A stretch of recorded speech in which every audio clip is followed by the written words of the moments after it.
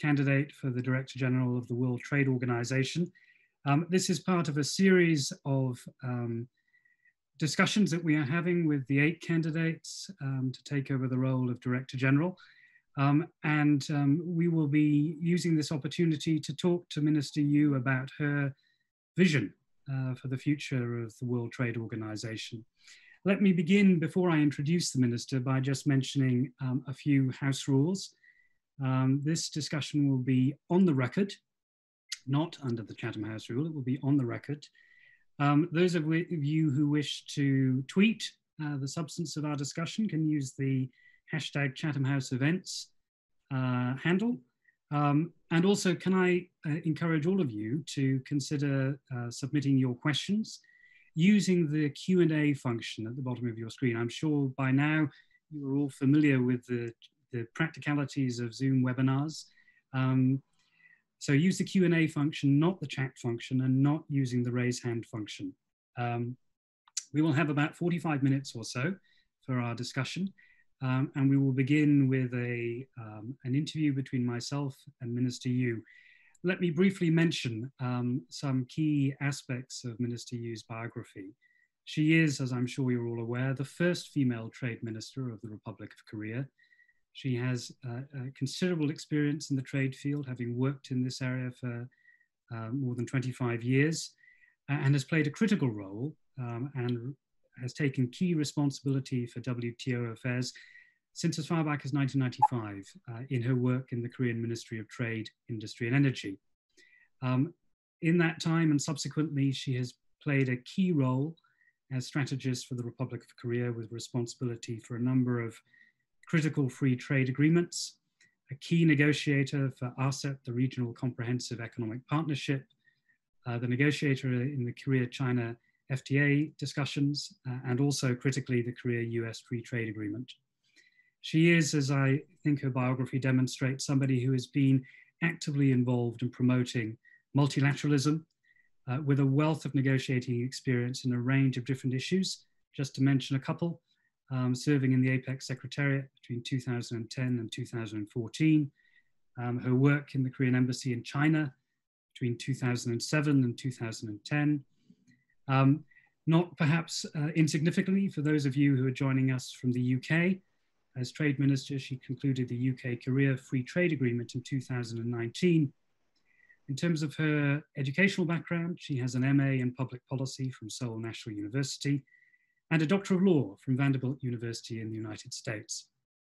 But without further ado, let me begin, Minister Yoo, again by welcoming you to this discussion and asking perhaps a very general question to kick off our discussions. If you could tell us a little bit about your overarching philosophy on global trade. How, in your view of the international trading environment, how do you see your vision shaping the future of the WTO? And in setting out that vision, what do you think are the critical issues that the WTO will need to grapple with in the months and years ahead? Thank you. First of all, thank you for your kind introduction, and good day, everyone, wherever you are joining us from. And let me first start with trade's role in global economic development. And trade has been the engine of growth for the global economic growth, contributing to poverty reduction and also better standards of living. And the very purpose of the multilateral trading system is to ensure that trade would be the means to serve these objectives, not an end itself. And WTO has done quite well.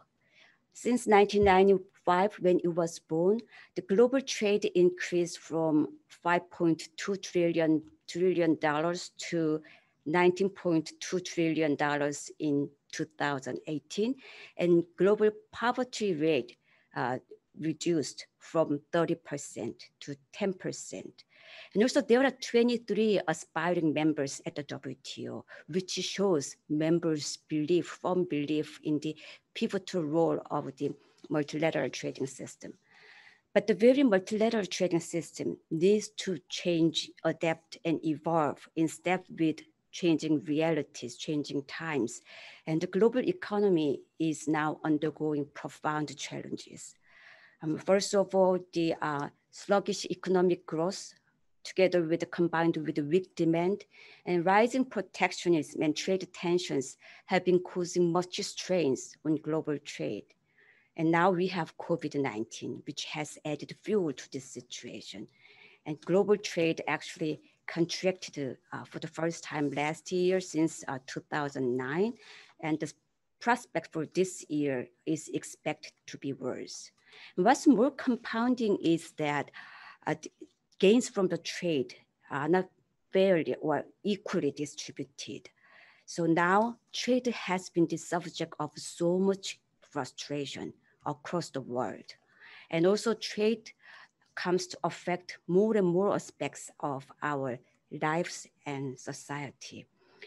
Amid all this uncertainty, WTO has not been able to pull its weight with all its three pillars under stress.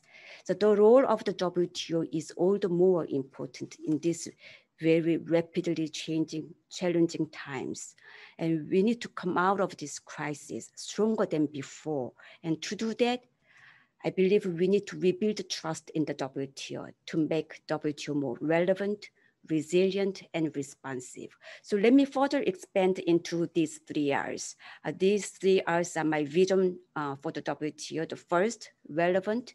WTO should be relevant. WTO should evolve in steps with changing realities that our business faces every day. And to do that, top priorities would be revitalizing the negotiating function and also restoring the dispute settlement function.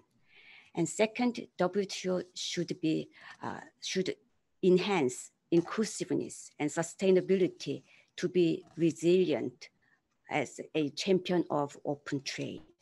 And in that regard, we also need to address the issues for those people and countries who have not gained much benefit from open trade. And also we could address emerging issues such as environmental issues that affect our daily lives. And last, WTO should be responsive. WTO should be responsive to future emergencies or contingencies like COVID-19. So in times of crisis, WTO should be there to uphold stability and predictability of the multilateral trading system. And if we look back the history, the history has shown us that collaborations, the global communities collaborations have actually transformed global governance in times of crisis. Bretton Woods institutions were created in the aftermath of World War II, and also G20 was launched in response to global financial crisis back in 2008. So I believe that this crisis could be a moment of opportunity for reform, improvement, and growth of the WTO. And members could rise again to these challenges to restore the WTO.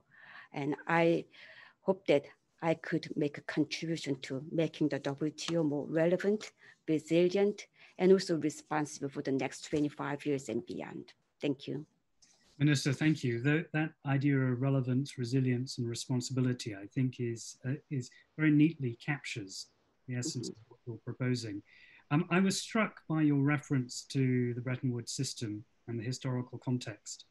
When one thinks back historically about the establishment of the Bretton Woods system, the critical role of the United States in fostering that level of engagement. Obviously, at the moment in the United States, there has been, to some degree, a sense of caution or skepticism about some of that international cooperation. How do you see the role of the WTO as an international institution in reminding the United States and other countries of their responsibility to play that critical role in supporting international institutions like the WTO? How do you foster a sense of continuing global engagement at this difficult time? But I believe that U.S. has also shown keen interest in the multilateral trading system. That's why they have proposed a lot of ideas, and also they have tabled various initiatives, also actively engaged in the WTO meetings. But at the same time, I could also understand some frustration that some members have in regard to especially the lack of progress at the WTO. WTO for the last 25 years has not produced any major multilateral trade agreements except for trade facilitation agreement. So to some extent, this lack of progress perhaps might be the part of the reason why some members are so frustrated about the WTO and lost trust and faith in the WTO. So we should use this moment of opportunity for reform of the WTO. If members could rise up to the challenges, if we can revitalize the WTO system, the revitalized, well-functioning WTO system could provide a meaningful platform for other members to address their issues at the WTO and to explore a way forward in the WTO. So I believe now during the for the last several weeks, I met with many ambassadors in Geneva, but also I've been speaking with many fellow ministers around the world. And I could see that the same disappointment and same frustration from the members. And I could also see in regard to specific questions of then what to do, how to reform. Members have really divergent views. But what's most important is the third point. Members have firm commitment in multilateral trading system. So in some sense, COVID-19 has forced us to reflect upon what is really needed for the WTO. And this one silver lining of this COVID-19 could be members' will to move forward. So I would like to harness this members' frustration, hope, and will, and to translate them into concrete outcomes. If we can build up success by success, that could generate further political will for more members to actively engage at the WTO and to discuss and resolve their issues at the WTO. It's very encouraging that you see, in a sense, crisis as an opportunity for individual countries to recommit, if you like, their support for the multilateral system. And you mentioned two issues, of course, the slowdown in the global economy and, very importantly, COVID-19. Specifically, where COVID-19 is concerned, what role should the WTO play? I'm thinking back to the AIDS pandemic in the 1990s, where the critical issue there seemed to be the question of intellectual property and how best to ensure that pharmaceutical companies that had developed some of the critical drugs that were needed in treating HIV/AIDS would both be commercially viable and yet able to ensure that their pharmaceutical products were distributed at a price that was affordable to many of the poorer countries of the world. Do you see those sorts of issues emerging again in the current discussion over COVID-19, or are there different substantive questions where the WTO needs to play a role? Yeah, actually, several WTO can play a lot of role, not only in regard to the pharmaceuticals, but in regard to trade as well. So the difference between this COVID-19 and the situation that you mentioned is the COVID-19 is both health crisis and economic crisis. And because of the lockdown for the last several months, now we have also economic fallout, negative impact of COVID-19 on the global economy. So in that regard, WTO can play a lot of roles. I would say first, WTO should enhance its overall transparency of trade-related measures. All those measures adopted in response to COVID-19, WTO should make sure that they are targeted, transparent, temporary, and proportionate, so that they do not turn into permanent barriers. And second, WTO should ensure a free and smooth flow of goods and services. Of course, in response to COVID-19, but later on, as a sort of a midterm initiative, WTO should prepare some sort of mechanism that can put in place in the future crisis or future contingencies, so that WTO could uphold stability and predictability in the trading system in times of crisis. And third, WTO could work together with other international organizations to overcome both health crisis and economic crisis. So in regard to health crisis, the vaccine or pharmaceuticals, that can be the issue that WTO will perhaps work together with other international organizations, such as WHO or WIPO or other organizations. But still at the same time, we don't even have a vaccine yet. So it's important to promote the science and innovation and R&D so that we can actually have a vaccine. But while without undermining the innovation and also R&D, but also we need to keep in mind that WTO should work together with other organizations about the equitable or affordable access to those vaccines or pharmaceuticals. But at the moment, WTO has not had full in-depth discussions on this issue, but I believe need to strengthen its cooperation with other international organizations. But not only in regard to health crisis, but also in regard to economic crisis, WTO should work together with other international organizations such as IMF, UNCTAD, World Bank, also to help members have a quick recovery, prompt recovery, and also at the same time to help members build better back, so that we have certain changes in the post-COVID-19 era, digital economy or green economy or global supply chain disruptions, so that members could better deal with these new challenges in the post-COVID-19 era and come out of this crisis stronger. And the first point I would like to also note is that those people of those vulnerable sectors in vulnerable countries who are hit hard need to also get assistance from the WTO or other international organizations in terms of capacity building or technical assistance. So these are some four areas that WTO can play a role in, but I believe there are many other roles that WTO could play together with, in cooperation with other international organizations. Minister, you make a very persuasive case for cooperation between international organizations. I'd like very briefly, and before we turn over to the question of Q&A, to talk about the broader international context between individual countries. There have, of course, been trade tensions, growing trade tensions between the United States and China, and as the two largest global economies, they will clearly be critical in dealing with the current both economic and health pandemic crisis.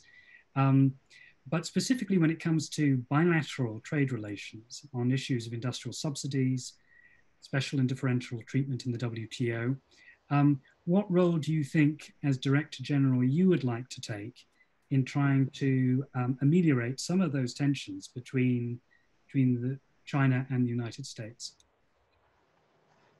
Yeah, thank you. Thank you for the question.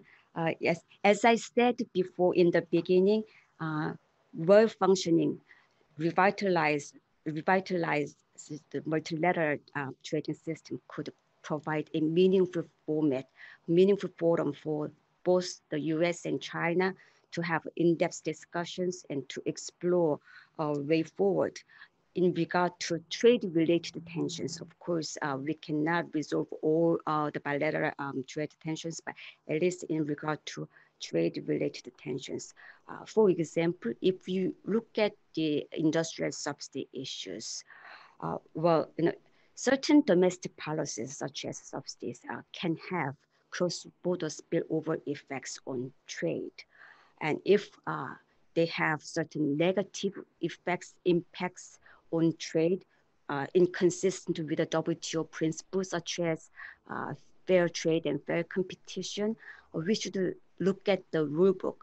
So whether the WTO rulebook can address that issue. And if the rule is already in there, and then it's the matter of implementation, and the committee work should be strengthened to address those issues. But if the rules are not clear or are not sufficient, are not even there, in that case, members should be open to reviewing the text and reviewing the rulebook to improve it. So as LDG, first, I would like to say that this is member-driven organization, so this is up to members, but Director General could play a role of facilitators. I would serve as an informed, trusted, and effective facilitator. But I will look at the rulebook, whether we could address how to improve this situation and these issues based on the WTO rulebook and based on the principles of the WTO rulebook. And actually, during my whole career in the Korean government and also in trade, as you mentioned, I have worked together with both the US and China, and also EU, UK, just all countries spanning from least developed countries to developed countries. So I believe that I could better understand concerns, priorities, and interests of all other countries, because actually Korea also has gone through the same exact stage of development and also have experienced growing pains in every stage of development. So leveraging my experience and also expertise, I would work as an effective and informed facilitator and also honest broker in moving forward in this discussion, so that they could find a common ground for talks and could agree on those common issues and can build success by success, which can generate further political will to tackle harder issues. Thank you, Minister. Let me now turn to our questions from the floor. And just to remind those who are part of the webinar that you are free, if you wish to indicate that you would like to ask your question personally, rather than have me read it out, do indicate when you submit your question so that we can give you that opportunity. But first, if I can turn to a question from Dina Mufti, if I'm pronouncing the name correctly. To say a little bit more, Minister, if you could, about the dispute settlement, specifically, what needs to change in the WTO dispute settlement in order for it to be more effective in your judgment? Yeah, thank you for the very important question. Yes, that is the addressing the impasse at the appellate body and restoring a well-functioning dispute settlement system is the top priority agenda for the next Director General. That really calls for our immediate action and prompt resolution. But before I touch upon how to move forward, let me address why do we have this current impasse at the appellate body and dispute settlement system. There have been, regarding the dispute settlement system itself, there have been long parallel views among the members on the nature and the role of the appellate body. Some say that appellate body should not engage in overreaching in its interpretation of the text because it risks adding or diminishing the rights and obligations of the members, which is prohibited by the rule book of the WTO. But others say that the interpretation of appellate body's interpretation is to some extent inevitable because they are tasked to secure a positive solution to a case, a positive resolution to a case. So in that case, these two parallel views have been there, not only just for the recent several years, but for decades. And on the other hand, in a broader context, the stagnant negotiations and no progress at updating the rulebook perhaps induced members to overly rely on dispute settlement system to resolve any outstanding issues that could have been preferably resolved by the members through negotiations. And because of this situation, now we have impasse, but for a long time, members have not been able to resolve these issues in a timely manner. That's why we have this situation. But as I mentioned before, I have been talking with ministers around the world, and also I met with many ambassadors, and I could see that members still share the value of dispute settlement system, compulsory third-party adjudication system. So that could be our starting point. And we have several ideas already by the members. One of them is a worker proposal that deals with and that also produced some compromising ideas on various procedural matters, including some substantive issues such as 90-day limit. And also the US, early this year, they also published their views on both substantive and procedural matters about the appellate body. So we could put all these issues on the table and can conduct and have in-depth discussions with utmost sincerity, because there are very fundamental differences among the views of the members. Rather than saying, this could be the magic solution to resolve all the issues overnight, I would say that we could put all the proposals on the table and have in-depth discussions with utmost sincerity, and I would accelerate those consultations in various configurations. And also, if necessary, I would reach out to capitals, the ministers, to secure their political buy-in at a certain point of time. So I will work together with the members to find a permanent and effective solution on that issue. Thank you for that very comprehensive answer. Could I change our focus a little bit to, we've talked about immediate crises, COVID-19 and the economy, but there are, of course, very substantive systemic crises that the international community is facing, not least on environmental issues. Colin McCulloch asks, what should the WTO do specifically and proactively on the need for decarbonization and other measures to mitigate environmental damage and the climate change crisis? He argues that multilateral action is needed. Can the WTO be more than a follower of the outcome of the delayed COP26 process? For example, might the WTO coordinate carbon tariffs? Is this an area where you feel the WTO could play a constructive role? Yeah, thank you. Thank you for the very good, important question. Actually, this COVID-19 pandemic has shed light on the need to have very sustainable development, including environmental protection, because this pandemic or any natural disaster could wipe out all the achievements that we have made for the last several years. So it's all the more important to achieve sustainable development and to preserve and conserve environment so that the economic growth and also environment protection could be mutually supportive. In the WTO, sustainable development is one of the key objectives of the WTO, included in the Marrakesh Agreement.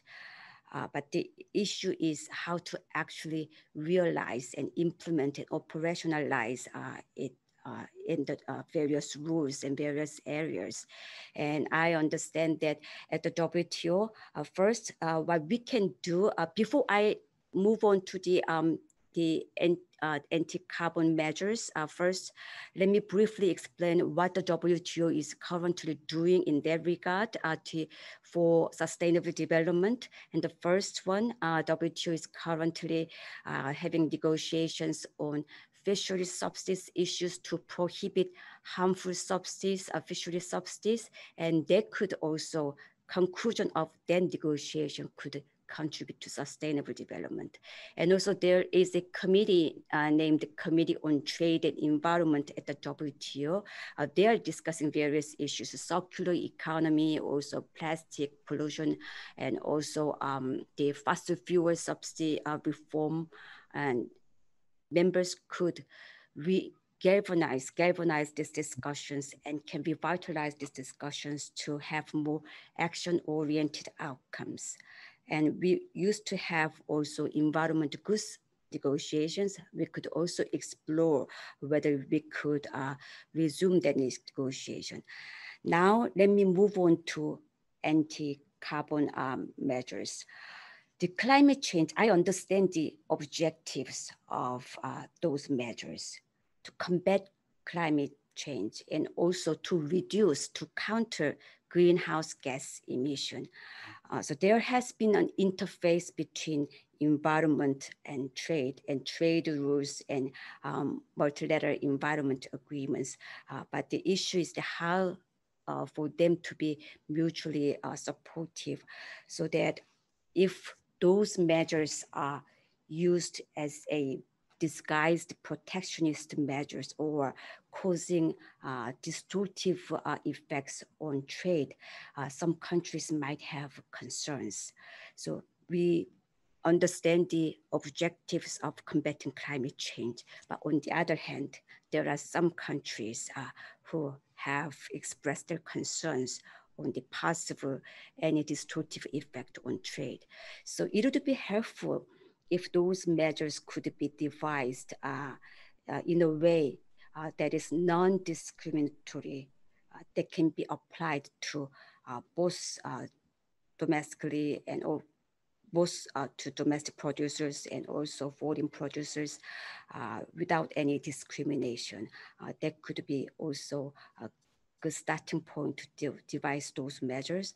So this is still very early stage at the WTO in regard to that discussion, but I would assist members to have a discussions on this issue and could find an amicable solution between the trade and environment, so that those two very important objectives could be mutually supportive. Mm. And related to that point, Minister, there's a question about the balance between the interests of developing and developed countries from Abdullah Sharif, who asks, would you support a lesser role for the WTO to play in the settlement of disputes between developed countries? Will you target any changes to the developing countries' trade deals that are against the development interests of those countries? I think Mr. Sharif is trying to explore the question of the relative interests of developing and developed countries as they embrace economic growth that may have negative environmental effects as well. Can you repeat your question again? Yes. Because no, development and the divergence between developed countries and developing countries, it actually are related to many broader range of issues. So so that I could better pinpoint I could better focus my question on the particular and my answer for the particular question. Could you repeat the question? Yes, I think Mr. Sharif is trying to ask the question of how best to harmonize the interests of developed and developing countries quite generally, but I would like to specifically ask you in the context of environmental issues, whether there is a role to play for the WTO in balancing the needs for developing countries, perhaps to embrace economic growth at a rate that has negative effects when it comes to the environment. Yes, that's very important actually question at the WTO. Well, we need to think about two things on that issue. First, we also understand that developing countries might need some policy space for their development in international agreements. So if they assume the same obligations and same responsibilities as same as the developed countries, they might have concerns about their lost opportunity for their own economic growth and development. So in that regard, during the negotiations, sometimes we provide flexibility to developing countries and especially least developed countries so that they could have level playing field, and also they could have some policy space for a certain period of time, a longer period of time.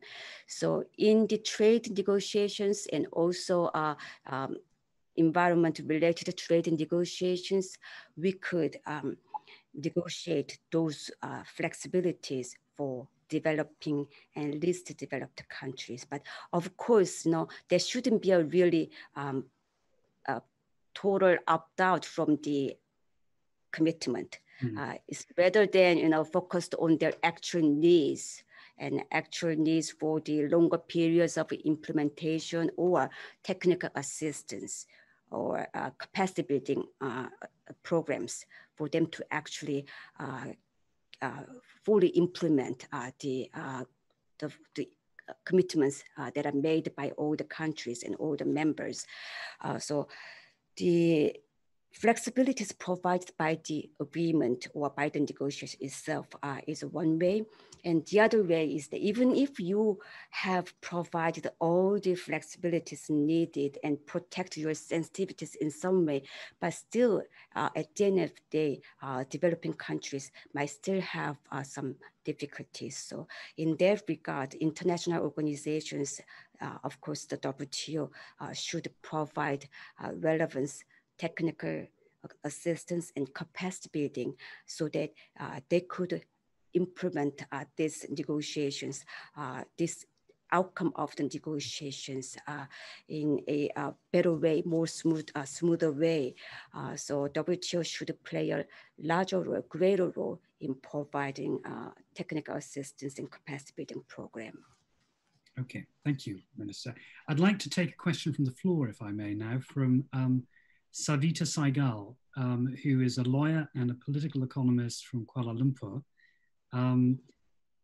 who has a question that relates to currency and China-US trade disputes. So I hope my colleagues at Chatham House will be able to provide an opportunity for Savita Saigal.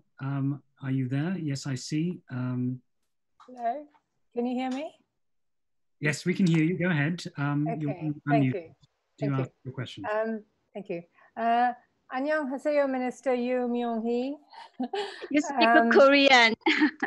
A little bit I'm learning and I'm hoping to get better. I'm a lawyer and a political economist from Kuala Lumpur, Malaysia. And the Malaysian currency opens to the US currency according to the Bretton Woods Agreement, which many other countries do as well. So as you are aware, we have a lot of China-US trade tensions at the moment, and this is affecting the US currency. So it affects our currency and many other currencies in Asia. The new elections are coming up. We don't know what the future is. So my question is, how do you plan to go in and deal with these sort of trade tensions which are happening between the bigger countries and they trickle down to affect the smaller Asian countries? With COVID-19, this is becoming even worse because the economy is so bad now. What sort of, how do you plan to counter this now and in the future? Okay, thank you for your question. Minister. Thank you, thank you. Yeah, thank you for the very important question. Yes, not only in regard to the currency issues, but in regard to many other areas. Yes, I understand that there are some tensions between the US and China. But at the WTO, what we can do is actually to deal with trade-related tensions. So regarding the trade-related tensions, as I mentioned before, the WTO could revitalize the well-functioning WTO could provide a meaningful platform for them to address those issues. But in regard to your specific question on currency issue, well, WTO has not fully address these current issues under the rule book, because this is also governed by other financial institutes that have a more authority on this issue. And also this issue has not been tabled as some sort of official proposal or of member countries at the WTO. But I understand that this current issue can affect some trade remedy cases, such as subsidies. But it's still very early stage to discuss that issue, specifically because the WTO members has not had a chance to actually look at some related proposals or papers and had a chance to discuss this issue. So given the very early stage of this currency issues at the WTO, rather than specifically mentioning currency issues, I would say that in regard to trade-related tensions, the WTO can be a part of the solution because it has dispute settlement system, and if it revitalized the negotiating function, it has also the function of updating the rule book. So using these various functions that WTO already has, it can provide a platform for those two countries to have discussions and explore a way forward. And if they could find some, I would help them find common ground for talks. And based on that convergences, common issues, we could try to build up more common views and agreements. And then if we could achieve success, even modest success, they can build further momentum for them to move on to more structural, harder issues. So I would work together with them, but in regard to current issues, as I mentioned before, we have not yet received any particular proposal or paper at the table at the WTO. So at the moment, it's rather than the issue that WTO should look at is still need discussions at other institutions, or maybe in the future, maybe further discussions together with the WTO and other institutions together need to look at this issue. But at the moment, it's very early stage. Minister Yoo, we're fast running out of time, so I want to take a couple of issues together, if I may. Keeping the focus on Asia, we have two questions. One from Torsten Jelinek, who cites Robert Lighthizer, who has argued that the WTO must be able to deal with the question of state capitalism. And obviously in this context, he's thinking of China. So again, going back to what you were saying earlier, is there a kind of inevitability that trade tensions will increase? And can those trade tensions be only resolved bilaterally or multilaterally? And Helen Gorge, I think if I pronounced her surname correctly, asked a more general question about the role of Asian economies. And perhaps here is an opportunity for you to draw on your experience in the Republic of Korea. What role might Asian economies play in fostering multilateralism? And are there specific issues that the WTO can play in resolving issues perhaps to do with trade liberalization in Asia, where we've seen a proliferation of regional economic structures and initiatives, and of course, very important bilateral and emerging trilateral agreements. So perhaps if you could address those two issues, that would be very helpful before we move on to a final question, if I may, about services and related areas. Okay. Thank you. The first question, state capitalism. Well, when we say state capitalism, I want to more specify what kind of policies and measures we are looking at. Rather than discussing the economic model or economy itself, I think we should focus on the particular policies. As I mentioned before, government policies, even though it is domestic policy, it can have spillover effect, cross-border over effect on multiple countries on trade. And we have to focus on the measures and also what kind of effect the measures bring on and whether those effects are negative impacts on trade, which is inconsistent with the WTO rules. And then we should discuss what we can do based on the WTO rulebook. And as I mentioned, if the WTO rulebook is not sufficient or clear enough, members should be open to reviewing it. That applies to any other rules, not only the subsidy rules, but any other rules. Right now, there might be discrepancy between 25-year-old WTO text and the current 21st century economic realities. And subsidy rules, for example, itself has evolved over the time throughout the GATT and also WTO. Members negotiated and developed subsidy rules from 1947, Article 16 in GATT, and also subsidy code in 1979, and also a subsidy agreement in 1995. So likewise, if there is a gap and discrepancy between the rulebook and the current text, rulebook and the current realities, members should be open to discussing those issues. And I would assist members to have discussions in an open, transparent, and inclusive manner. So state capitalism, whatever measures are related to state capitalism, we have to look at the measures themselves and find the relevant rules at the WTO. And second issue is the Asian economies, the FTAs, bilateral or plurilateral FTAs. Yes, as you mentioned, there have been a lot of bilateral and plurilateral regional trade agreements going on in the Asian region. And of course, that is not the best way to pursue liberalization. We all understand that multilateral forum is the best to pursue trade liberalization.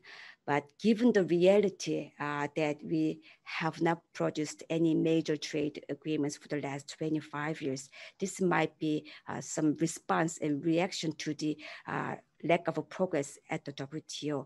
And in that situation, these FTAs and also plurilateral trade agreements could serve as a building block and stepping stone to multilateral trading system, because basically it increases trade liberalization among the members.